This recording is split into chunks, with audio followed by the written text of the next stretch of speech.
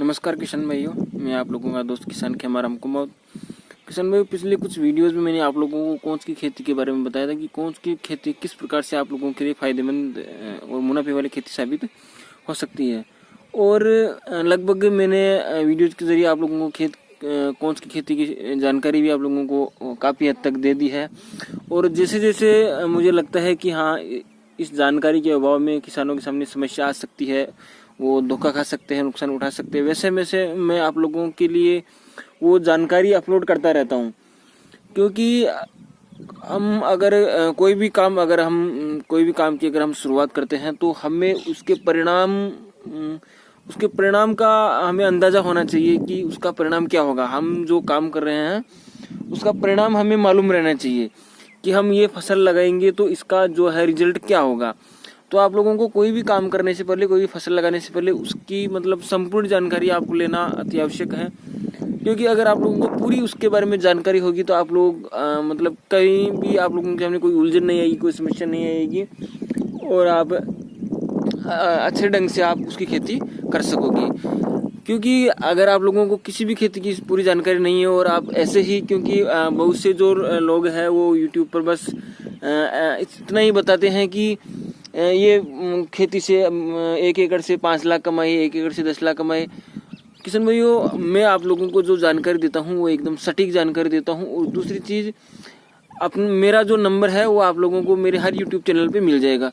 क्योंकि सभी जो चीज़ें हैं हम यूट्यूब में नहीं बता सकते, क्योंकि अगर पूरी बात अगर बताएंगे तो एक जो यूट्यूब वीडियो है वो बड़ा लंबा हो जाएगा। दूसरी चीज़, सब बातें हम वीडियोज़ में नहीं बता सकते, कोई ना कोई बात ज़रूर उसमें छूट जाती है। इसलिए हर वीडियोज़ में मेरा नंबर आप लोगों को मिल जाएगा, वहाँ से आप मुझे कांटेक्ट करके आप लोगों को कोई भी अगर जानकारी की ज़रूरत है, किसी भी औषधीय फसल की, अश्वगंधा है, सफ़ेद मूसली है, कोंच है, कलौंजी है, कोई भी औषधीय फसल की बारे में आप लोगों को अगर छोटी सी भी अगर जानकारी चाहिए, कोई भी आप लोगों को कन्फ्यूजन हो, समस्या हो, तो आप लोग मुझे कभी भी कॉल कर सकते हो। तो किसान भाई, एक तो आप लोग मेरा चैनल ज़रूर सब्सक्राइब करके रखिए, क्योंकि मैं जो भी आपको जानकारी देता हूँ मेरे एक्सपीरियंस के आधार पर देता हूँ, सटीक जानकारी आप लोगों को देता हूँ। सिर्फ आप लोगों से मैं हवा में बात नहीं करता, एकदम सटीक जानकारी आप लोगों को देता हूँ। तो आप लोग मेरा चैनल ज़रूर सब्सक्राइब करके रखिए और बेल आइकन का बटन प्रेस करके रखिए, ताकि मैं जैसे ही अगली जानकारी अपलोड करूँ आप लोगों तक मेरा वीडियो पहुँच सके। और किसान भाई, आज मैं कोंच के बारे में आप लोगों को ये बताने वाला हूँ कि जो कोंच है उसको उसकी तुड़वाई करने के बाद में उसको फली में से निकालते कैसे हैं। आप लोग वीडियो को पूरा ज़रूर देखिए, क्योंकि मैं जो भी आपको बातें बताता हूँ वो हर एक बात मेरी आपको बहुत काम में आने वाली है। क्योंकि जब आप कोई भी खेती जब आप लगाओगे तो आप लोगों के सामने ये समस्या तब आएगी। अगर आप लोग आज वीडियो को स्किप कर दोगे तो उस समय आप लोगों के सामने ये समस्या आएगी कि हाँ यार, अब क्या करना चाहिए, और ये काम तो ऐसा हो गया, वैसा हो गया, ये काम तो हमने गलत कर दिया। इसके लिए आप पहले ही जानकारी जुटा कर रखिए। तो किसान भाइयों, मैं आप लोगों को इस वीडियो में ये बताने वाला हूँ कि जो कोंच है उसकी फलियाँ हमने तोड़ ली, सब काम हो गया, फसल भी अच्छे से होगी, फलियाँ भी हमने तोड़ ली। अब उसमें से जो उसका जो बीज है वो फलियों में से निकालेंगे कैसे? उसकी कोई मशीन आती है या फिर क्या उसकी मेथड है, क्या उसका तरीका है कि हम अच्छे से उसका जो बीज निकाल सकते हैं? तो किसान भाइयों, आप लोगों को मैं यही वो तरीका बता देता हूँ कि आप लोगों को किस तरीके से जो कोंच की फलियाँ उसमें से वो बीज निकालना है। तो आप वीडियो के अंत तक जरूर बने रहिए। किसान भाइयों, जो कोंच की फलियाँ होती है उसमें से बीज निकालने के लिए आप लोगों को किसी भी प्रकार की कोई मशीन की ज़रूरत बिल्कुल आप लोगों को नहीं है।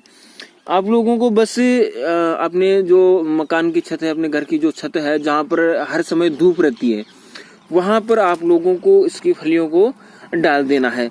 इसकी फलियों को डाल देना है और इसकी जो हाइट है वो ज़्यादा नहीं करनी है आपको। ये आप देख सकते हो 3-4 इंच आप हाइट इसकी हाइट आप रख सकते हो। 3-4 इंच हाइट रख के आप इनको धूप में सुखा दीजिए। अभी जैसे जैसे इसकी जो फलियां हैं वो सूखती जाएगी, इस तरीके से इसकी फलियां अपने आप ही फट जाएगी और इसका बीज जो है वो अपने आप ही इसका बीज बाहर निकलता जाएगा। इस तरीके से जो है इसका बीज बाहर निकलता जाएगा। आप लोगों को किसी भी प्रकार की मशीन की जरूरत नहीं है। अब आप लोगों को ध्यान यह रखना है कि जो इसको जहां पर आप डालो उसके आसपास में जगह साफ होनी चाहिए। और जो है इसका जो बीज है, ये फली जो है ये जब फटती है तो इसका जो बीज है बड़े दूर तक चला जाता है। तो आप अब देख सकते हो ये बीज इसका जो है वो दूर दूर तक जाकर बिखर जाता है, क्योंकि इसका जो जब फली फटती है तो दूर दूर तक जाकर इसका बीज गिरता है। तो आप लोगों को ध्यान ये रखना है कि जहां पर आप डालो उसके आसपास में जगह ऐसी होनी चाहिए कि ये बीज आपका बिखरे नहीं, अलग अलग जगह पे इसका बीज वो बिखरे नहीं, सेफ्टी से एक ही जगह पर इसका बीज जैसे जैसे फलियों से निकलता जाए एकत्रित वहीं पे इकट्ठा होता जाए। और अगर आप लोगों के पास में ऐसी जगह नहीं तो आप लोग एक ये आइडिया आप अपना सकते हो। कोई भी ये जो है पुरानी जो कपड़े हैं, साड़ियाँ हैं, वो इनके ऊपर डाल सकते हो, जैसे मैंने यहाँ डाली हुई है। इनको डालने से क्या होगा कि इसकी फली से जब ये बीज निकलेगा, इसकी फली से ये बीज जब निकलेंगे तो उछल के आजू बाजू आसपास में ये नहीं गिरेंगे, यहीं के यहीं ये बीज रह जाएंगे, जिससे जो है आपको ये समस्या नहीं आएगी कि आपका बीज चारों तरफ बिखर गया, फिर आप उसको वापस उठाओगे तो एक समस्या आपके सामने आएगी, आपका फालतू में टाइम खराब होगा, एक उलझन आपके सामने आएगी। तो इसके लिए आप ये आइडिया अपना सकते हो कि इनके ऊपर कोई जो पतली कोई भी साड़ी है या पतला कोई भी कपड़ा है वो इसके ऊपर डाल सकते हो, जिससे आपका बीज वहीं का वहीं रह जाएगा। इस तरीके से आप इनकी फलियों से आप बीज निकाल सकते हो।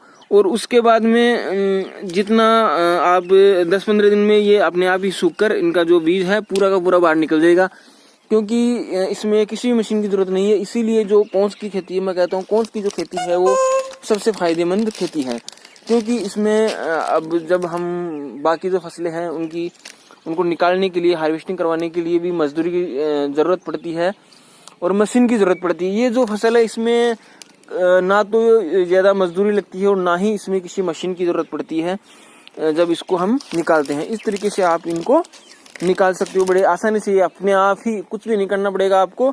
सिर्फ आप लोगों को अपनी घर की जो छत है जहाँ पर हर समय धूप रहती है वहां पर इनको डाल देना है। दूसरी चीज, जब इसका बीज फली के बाहर भी निकल जाए तब भी आपको 4-5 दिन हफ्ते भर लगभग इनको धूप में रखना, ताकि जो बीज में सीलन है, नमी है, पूरी तरह से इसकी सूख जाए। तो किशन भाई आज के लिए बस इतना ही। वीडियो थोड़ा लंबा भी हो चुका है। मिलते हैं एक अगले वीडियो में, तब तक के लिए नमस्कार। जय जवान जय किसान, धन्यवाद।